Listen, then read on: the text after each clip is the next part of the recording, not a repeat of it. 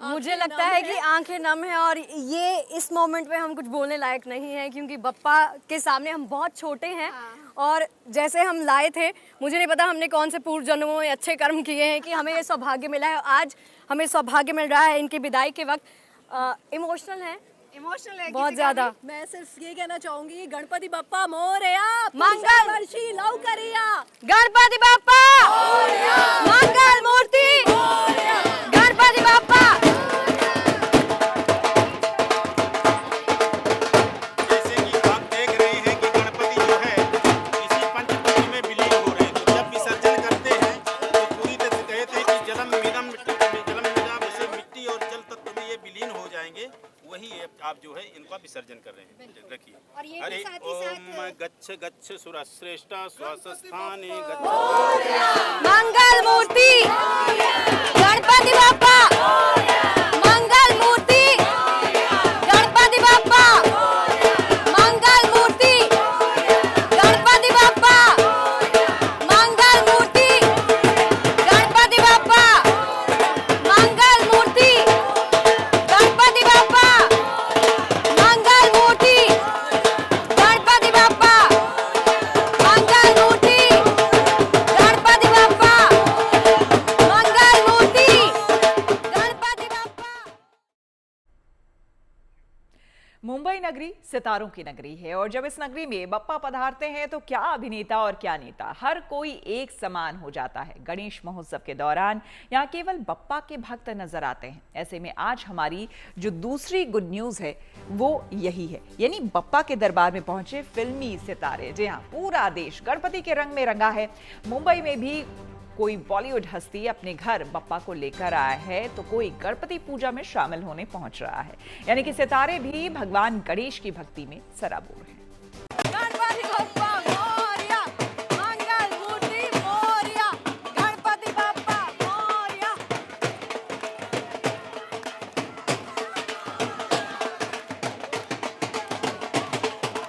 मोरया रे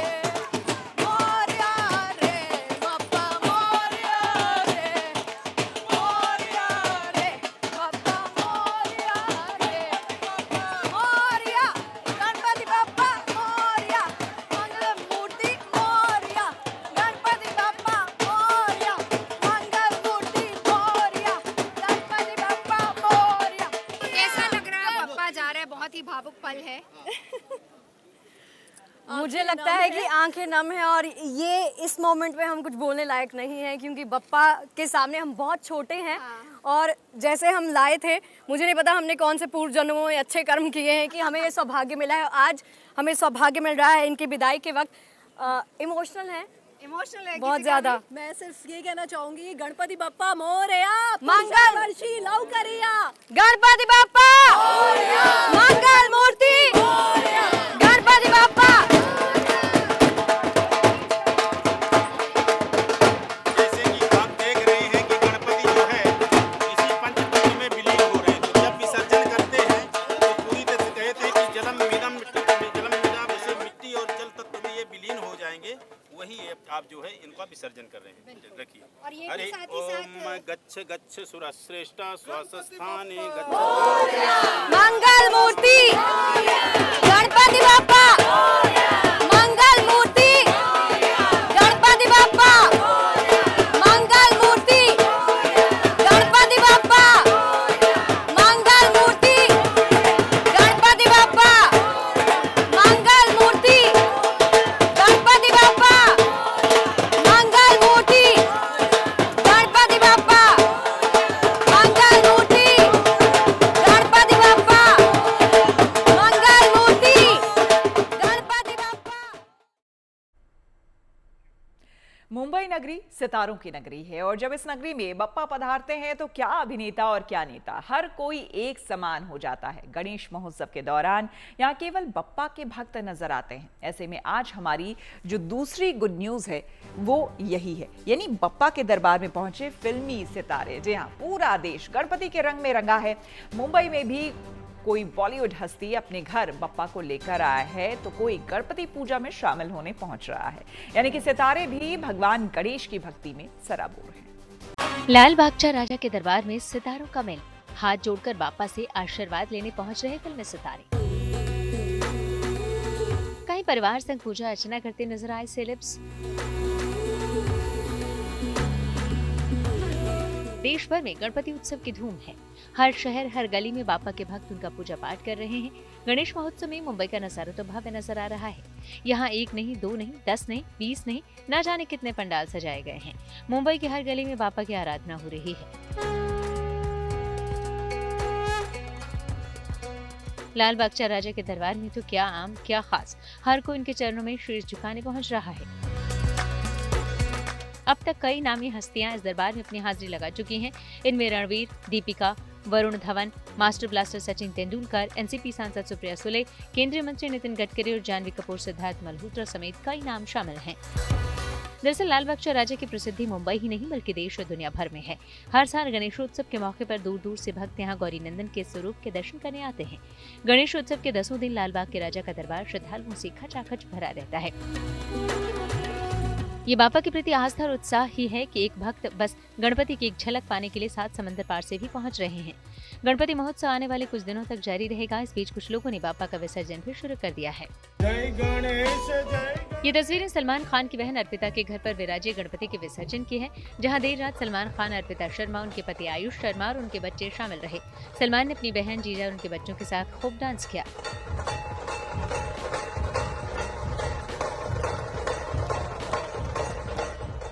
गजानन किसी भी आंगन में रहे, उनकी भव्यता और दिव्यता एक सी होती है।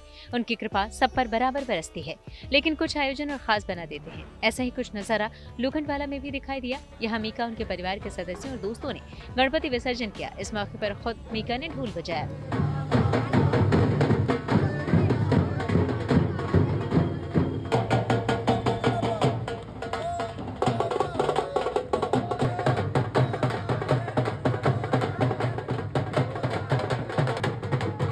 यहाँ मीका की श्रद्धा, जोश और उत्साह देखने लायक रहा। उन्होंने विसर्जन से पहले गणपति की पूजा अर्चना की और आरती उतारी।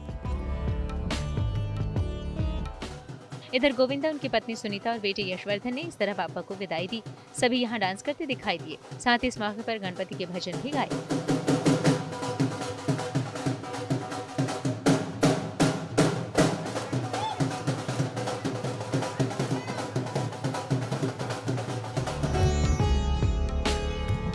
वहीं अपने घर गणपति की स्थापना के बीच सेलिब्रिटी अलग अलग जगह भी जा रहे हैं। नील, नितिन, मुकेश भी इस पर्व को लेकर काफी उत्साहित दिखाई दिए। हमारे परिवार में कम से कम 32 साल हो गए हैं कि हम सेलिब्रेट कर रहे हैं बप्पा को, और मेरे लिए ये बस एक त्यौहार ही नहीं, एक सेलिब्रेशन ही नहीं, ये मेरा एक वजूद है। शायद मेरा एक फाउंडेशन जिसे हम कह सकते हैं। 10 दिन ख़त्म तो हो जाते हैं, पर पूरा साल फिर वापस इस इंतज़ार में है कि बप्पा वापस आगमन कब करें घर में। इस बीच अभिनेत्री मन्नारा चोपड़ा भी गणपति पूजा में शामिल हुई। उन्होंने कहा कि हमेशा एक ऐसी ताकत होती है जो आपको मुश्किल हालात में भी मजबूत बनाए रखती है। हमें विश नहीं करना चाहिए, हमें भगवान को हमेशा थैंक यू बोलना चाहिए। और आज ये इतना सुहाना एक जो लोग आए हैं, सब इतना अच्छा सा लग रहा है, ये भगवान की ब्लेसिंग है। So I just want to thank you God for every moment I want to live in my present. यकीनन ये मौका ही ऐसा है कि हर कोई बापा का आशीर्वाद लेना चाहता है, उनके लिए कुछ खास करना चाहता है। मुंबई से धर्मेंद्र दुबे के साथ bureau report, good news today. आपको बता दें, देश भर में गणेशोत्सव इसी तरह से धूमधाम से मनाया जा रहा है। शहर शहर गणपति पूजा की शानदार रौनक देखने को मिल रही है, क्योंकि इस दौरान न केवल गणपति की मनभावन प्रतिमाओं के दर्शन हो रहे हैं, बल्कि एक से बढ़कर एक अलग अलग तरह के पंडाल भी देखने को मिल रहे हैं। ऐसे में आज हमारी जो तीसरी गुड न्यूज है वो है देश भर में बरस रहा गणपति का आशीर्वाद। जी हाँ, आपको बता दें, दिल्ली से लेकर गुजरात और मुंबई से लेकर रामेश्वरम, हर तरफ एक ही नाम गूंज रहा है, गणपति बप्पा मोरया।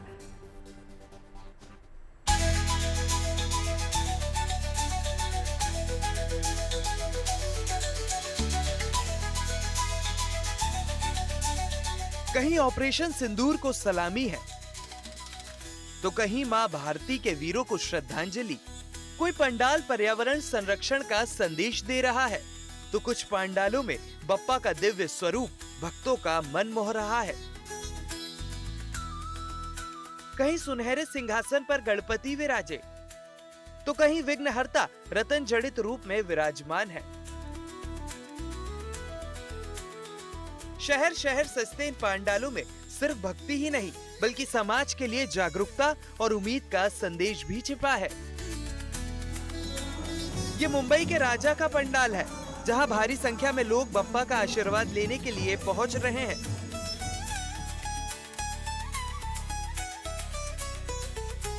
मुंबई के गणेश गली के राजा की भव्य मूर्ति एक बार फिर चर्चा में है। इस साल गणेश गलीचा राजा की 22 फीट ऊंची मूर्ति तमिलनाडु के रामेश्वरम की पौराणिक कथा से प्रेरित है। इस बार यहाँ 58वां गणेशोत्सव मनाया जा रहा है। ये लालबाग इलाके के सबसे पुराने गणपति हैं। गणपति बप्पा मंगल मूर्ति। एक अलग ही तरह का उत्साह, एनर्जी देखने को मिलता है इनमें, क्योंकि थकावट के बाद जब बप्पा को देखते हैं तो बहुत ही बढ़िया सुखद एहसास आ जाता है। ये देखिए, अब बप्पा का हम आपको दर्शन कराते हैं। जिस तरीके से आपने रामेश्वर देखा, ठीक उसी तरीके से बप्पा की भी थीम जो है रखी गई है। मुंबई में परेल के महाराजा पंडाल की भव्यता भी देखते ही बन रही है। यहाँ 45 डिग्री पर संतुलित प्रतिमा आकर्षण का केंद्र बनी हुई है, जिसे मूर्तिकार अरुण जी दत्ते ने कलयुग के दानवों के संहार की थीम पर बनाया है। देखिए किस ग्रेविटी के साथ में और किस बैलेंस के साथ में इस प्रतिमा का निर्माण किया गया है। वाकई में मूर्तिकार की बहुत ज्यादा तारीफ करनी होगी। ये बप्पा तो वायरल है ही, लेकिन एक संदेश भी ये पंडाल दे रहा है लोगों को जागरूक करते हुए। देखिए इस तरफ तिरुपति बालाजी, ब्रह्मा, श्री राम, हनुमान जी के भी कटआउट्स और पोस्टर लगाए गए हैं। ये तस्वीरें गुजरात के सूरत की हैं, जहां महिधरपुरा के डालिया शेरी में विराजमान गणपति बप्पा को सोने चांदी से सजाया गया है। यहाँ गणेश उत्सव के दौरान हर साल बप्पा का सोने चांदी के आभूषणों से श्रृंगार किया जाता है। इस साल भी लाखों रुपए के सोने चांदी के आभूषणों और अमेरिकन डायमंड से भगवान गणेश की मूर्ति का श्रृंगार किया गया है, और जिनके दर्शन के लिए भक्तों का तांता लगा है।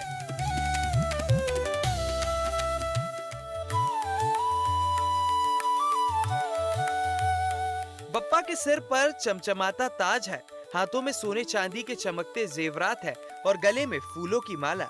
मतलब ऊपर से नीचे तक बप्पा की प्रतिमा सोने चांदी और अमेरिकी डायमंड से सजी है। गुजरात में ये भव्य नजारा कई पंडाल में देखने के लिए मिल रहा है। वडोदरा शहर के राजथम परिवार ने इस साल लोटस वर्सेल्स पैलेस की थीम पर गणपति की सजावट की है, जो बेहद मनमोहक है। इस सजावट पर लगभग 45 लाख रुपए खर्च किए गए हैं। वहीं अहमदाबाद में प्लेन क्रैश की दुर्घटना की थीम पर तैयार हुआ पंडाल भी आकर्षण का केंद्र बना हुआ है। यहाँ प्लेन क्रैश साइट और क्षतिग्रस्त इमारत के साथ उस समय रेस्क्यू के लिए पहुंचे फायर ब्रिगेड के जवान को भगवान गणेश के अवतार में दिखाया गया है। इसके अलावा एम्बुलेंस और स्वास्थ्य कर्मियों के साथ मीडिया कर्मियों के काम को दिखाने की कोशिश की गई है। यहाँ सुबह और शाम भगवान गणेश की पूजा आराधना होती है। भगवान गणेश के दर्शन और प्लेन क्रैश की थीम को देखने दूर दूर से लोग पहुंच रहे हैं। वडोदरा से दिग्विजय पाठक, अहमदाबाद से अतुल तिवारी, मुंबई से धर्मेंद्र दुबे के साथ bureau report, good news today.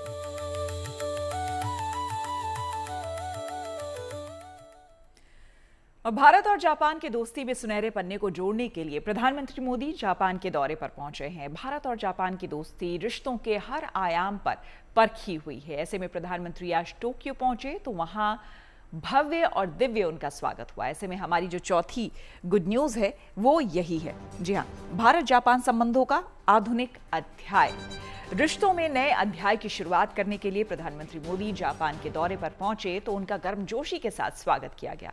स्थानीय लोगों ने पारंपरिक भारतीय नृत्य भरतनाट्यम से मोदी का स्वागत किया। वहां उन्हें गायत्री मंत्र और राजस्थानी भजन भी सुनाया।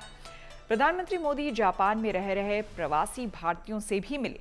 लोगों ने पीएम के स्वागत में मोदी मोदी के जयकारे लगाए। पीएम के सम्मान में टोक्यो की आइकॉनिक स्काई टावर बिल्डिंग को तिरंगे के रंगों से जगमगाया गया। आपको दिखाते हैं पीएम मोदी के टोक्यो में स्वागत की भव्य तस्वीरें। हम दिल से आशा करते हैं कि भारत और जापान के बीच और भी गहरी मित्रता और सहयोग स्थापित हमारे देश।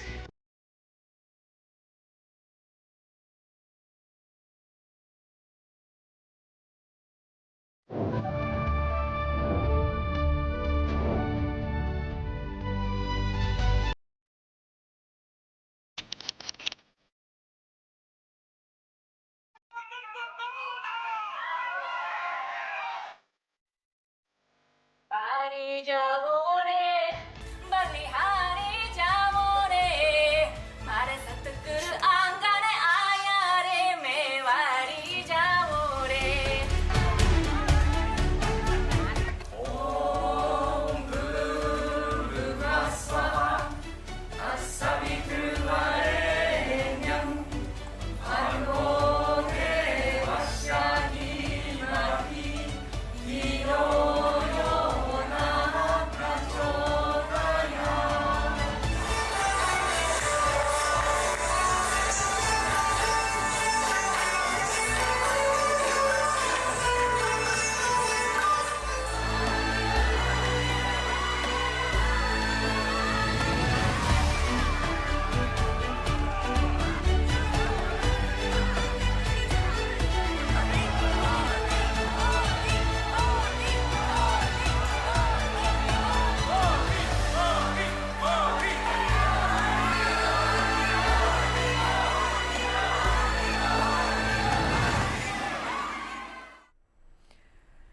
बढ़ेंगे अगली खबर की ओर। आपको बता दें, पंजाब और जम्मू कश्मीर भीषण बाढ़ की चपेट में है। ऐसे में राहत और बचाव कार्यों में सेना भी उतर गई है। हमारी जो 5वीं गुड न्यूज है वो इसी से जुड़ी हुई है। भीषण बाढ़ में उतरे देवदूत।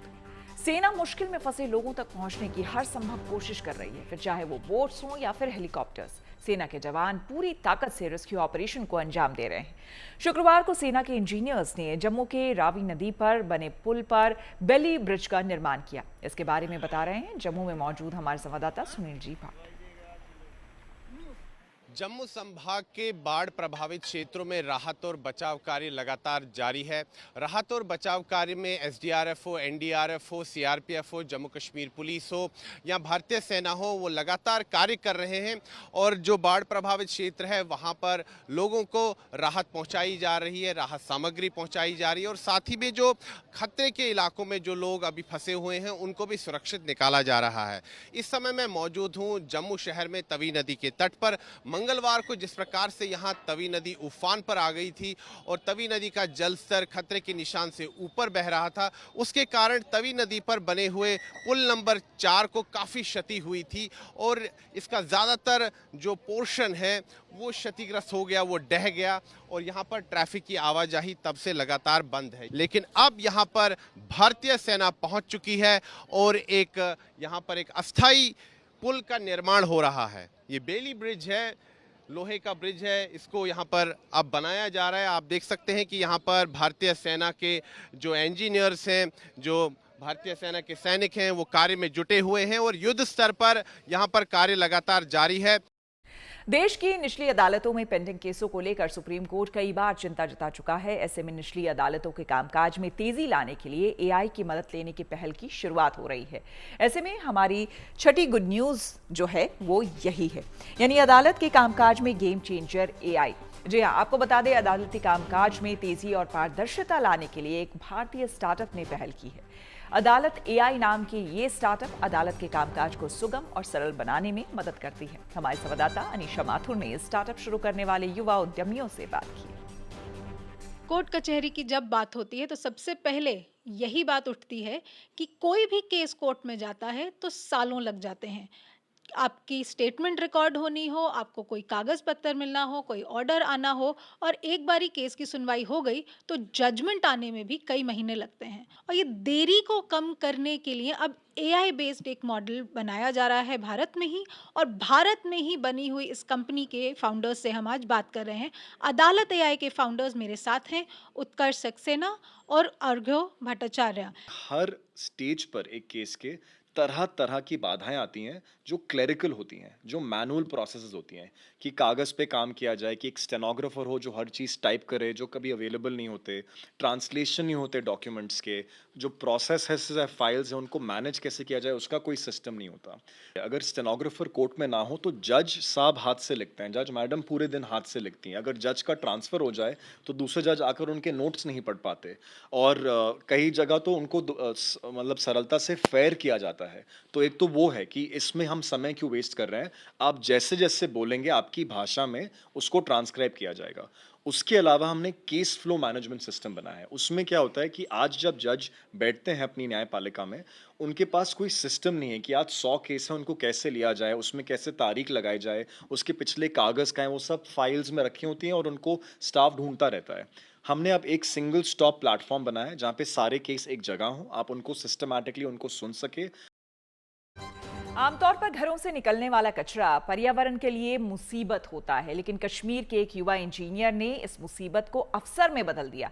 ऐसे में हमारी 7वीं और आखिरी गुड न्यूज जो है वो यही है, युवा इंजीनियर ने कचरे से बदली किस्मत। जी हाँ, आपको बता दें कि कुलगाम के मोहम्मद आमिर खान ने कचरे को न केवल सैकड़ों लोगों के रोजगार से जोड़ दिया, बल्कि वो इसके लिए जरिए पर्यावरण संरक्षण का भी संदेश अब दे रहे हैं।